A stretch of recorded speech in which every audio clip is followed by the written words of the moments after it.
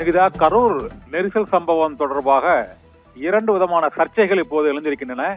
முதல் சர்ச்சை, கரூரில் உயிரிழந்த குடும்பத்தினருக்கு 41 பேருக்கும் அரசு வேலை வழங்குவதற்கான நடவடிக்கை எடுக்கப்பட்டிருக்கிறது என்று தகவல் வெளியாகி இருக்கிறது. ஒன்று.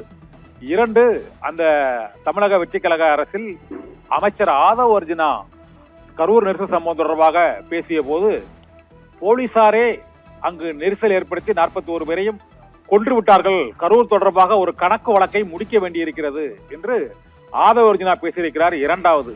மூன்றாவது சர்ச்சை, வரும் 10ஆம் தேதி முதலமைச்சர் விஜய் கரூருக்கு செல்ல இருக்கிறார் என்ற தகவலும் அதிகாரபூர்வமாக வெளியாகி இருக்கிறது.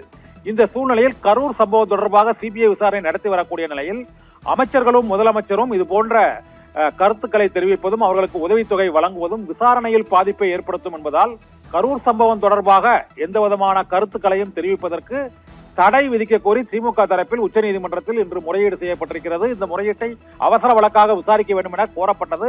இந்த கோரிக்கையை ஏற்று நாளை கரூர் சம்பவம் தொடர்பாக அமைச்சர்கள் பேசுவது மற்றும் அவர்களுக்கு உதவித்தொகை வழங்குவது, வேலை வாய்ப்பு வழங்குவது உள்ளிட்ட பல்வேறு அம்சங்கள் தொடர்பாக உச்சநீதிமன்றத்தில் நடைபெறக்கூடிய விசாரணையில் முடிவெடுக்கப்படும். விசாரணை நடத்தப்படும் போது தமிழக வெற்றிக் கழகம் தரப்பிலும் மற்றும் திமுக தரப்பிலும் வாத பிரதிவாதங்கள் எடுத்துரைக்கப்படும் என்றும் அதற்கு பிறகு உச்சநீதிமன்றம் புதிய உத்தரவுகளை பிறப்பிக்கும் என்றும் சிபிஐ விசாரணை நடைபெற்று வரக்கூடிய நிலையில் கரூர் சம்பவம் தொடர்பாக தமிழக வெற்றிக் கழகத்தின் அமைச்சர்கள், மாநில அமைச்சர்கள் கருத்து தெரிவிப்பதும் தமிழக வெற்றிக் கழகத்தின் நிர்வாகிகள் பல்வேறு கருத்துக்களை கூறுவதும் விசாரணையில் பெரிய தாக்கத்தை ஏற்படுத்தும், குந்தகத்தை ஏற்படுத்தும் என்பதே திமுக தொடர்ந்துள்ள வழக்கு.